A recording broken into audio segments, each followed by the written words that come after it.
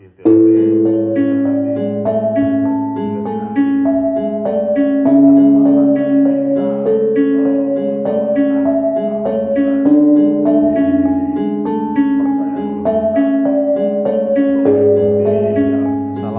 warahmatullahi wabarakatuh.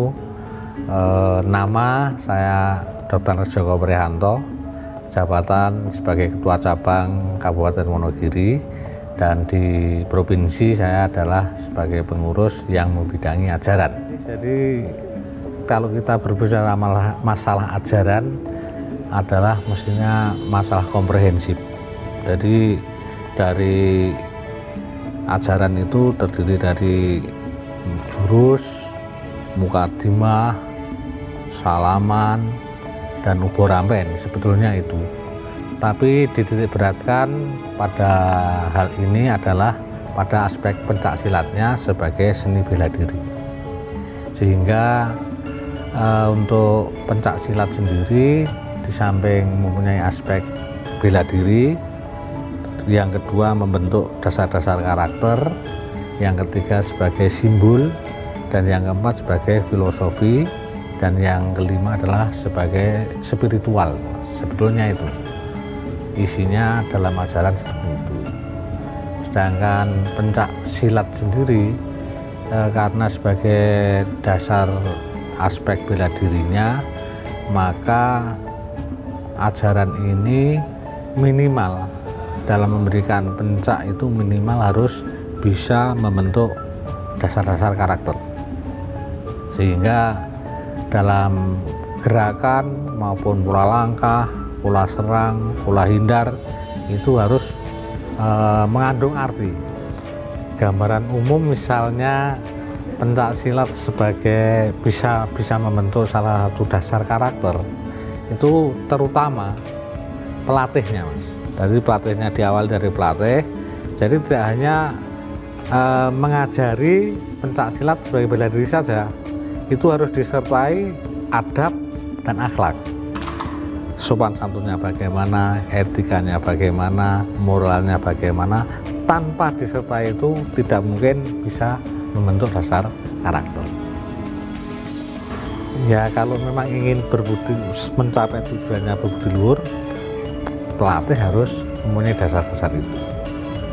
Jadi adabnya bagaimana, misalnya cara melatih pakai katok levis, pakai kaos, itu kan dari karakter pelatih sendiri adabnya kan kurang, sopannya kurang, kemudian sopan santunnya kurang, etikanya kurang, itu akhirnya akan membentuk karakter yang kita harapkan tidak akan tercapai.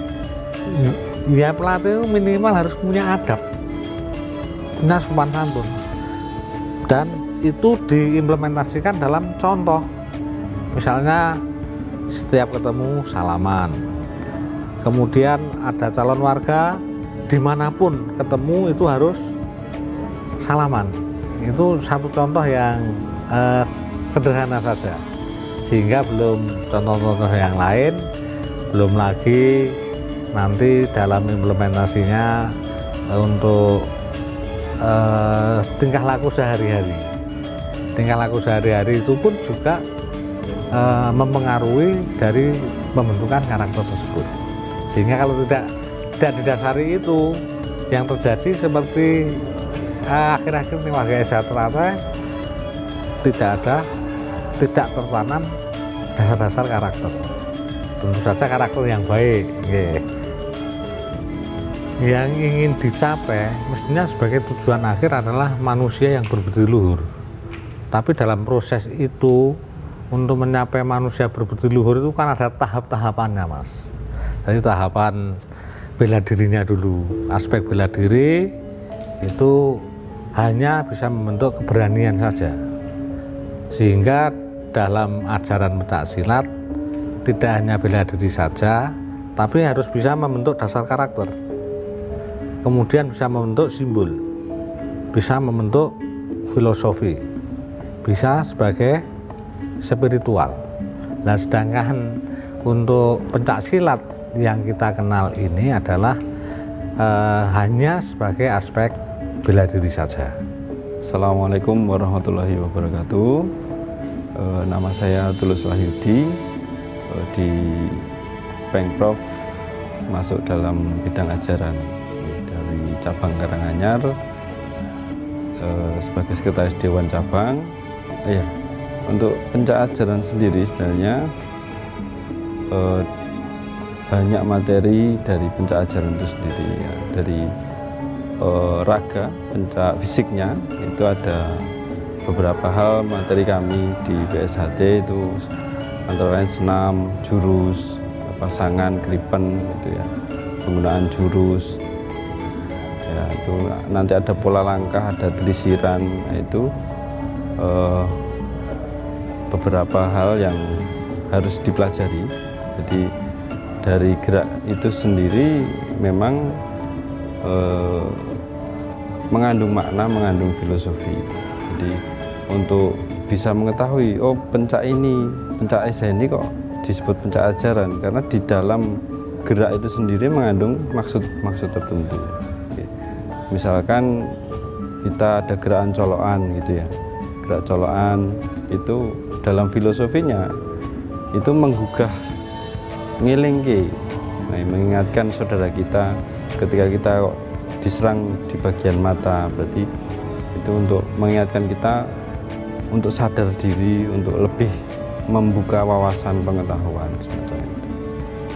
Terus antara lain lagi suwingan masuknya ke ulu hati, yaitu kita ambil rasanya dari saudara kita itu, mengingatkan itu tidak hanya dengan ucapan tetapi juga dengan laku. Misal di sambung persaudaraan, nah itu kita mengingatkan dengan itu. Ketika misal kok kena ulu hatinya, oh mungkin saya diingatkan ada rasa yang tidak baik kepada saudaranya, nah itu harus diperbaiki. Masing-masing jurus sebenarnya ada filosofinya. Jurus 1 sampai 36 itu semua ada filosofinya, dan tentu saja filosofi ini diambil dulu dari Eyang Harjoutomo, karena kita berpangkal di Eyang Harjoutomo.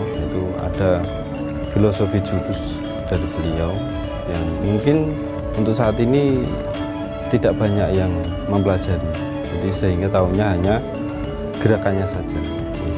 Nah misalkan ada pukulan bandul sampai kena kepala, nah itu kan mengingatkan dalam hal pola pikir kita mungkin tidak tepat, tidak sesuai, kemudian pola langkah kita, mulat sariro hang rosawaninya, introspeksi dirinya. Nah jadi ketika oh kenapa toh kok pas sambung kok saya kena ini, oh berarti gerakan saya kurang ini. Tapi di dalam filosofi batiniahnya seorang warga harus mengulas lagi, oh kenapa, apakah ada perbuatan saya yang tidak sesuai dengan ajaran Esa sampai saya terkena di bagian ini. Nah seperti itu. Untuk di dalam ajaran esensi itu sangat penting sekali, karena kalau hanya kita belajar gerakannya, gerakan mukul, nendang itu saja nanti hanya akan membentuk karakter yang beringas, karakter yang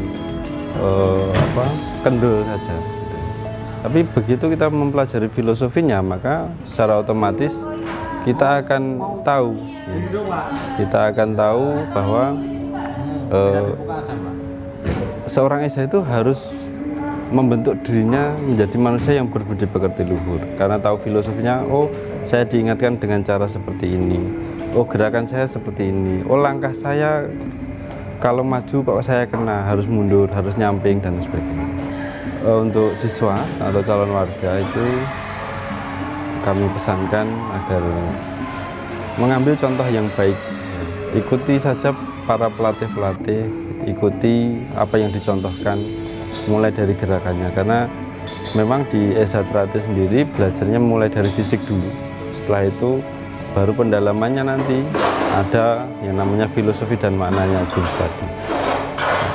Kemudian untuk pandangan di masyarakat, lihatlah pelatih-pelatih yang baik, jadi ambil yang baik, tinggalkan yang buruk. Kalaupun ada sifat dari pelatih-pelatih yang tidak baik, jangan ditiru. Harapan saya untuk calon warga seperti itu. Dan untuk saudara-saudara warga yang sudah jadi anggota PSHT, saya harapkan selalu mengolah diri lagi, menambah pengetahuan, menambah ilmu, berlatih lagi. Karena tidak mentok hanya ada di pengesahan atau di keceran, ya, tidak berhenti di situ ilmunya, karena masih harus mendalami lagi, menggali lagi. Karena kita tahu selama kita berlatih menjadi siswa tingkat 1, itu materi keesaan itu secara umum, ya. Materi pencaknya hanya gerakannya. Nah, setelah jadi warga, monggo silahkan cari senior-senior yang mempunyai ilmu agar bisa memberikan wedaran, wejangan maupun penjabaran dari masing-masing materi di S1 Trate. Pesan saya kepada sedulur-sedulur agar memberikan satu contoh kepada masyarakat agar bisa dijadikan suri teladan di dalam masyarakat, sehingga bisa menjadi tokoh sentral di dalam Kamtibmas. Ketertiban masyarakat itu bisa dicapai apabila orang-orang tersebut mempunyai kesopanan, etika, kemudian moralnya itu juga harus dimiliki.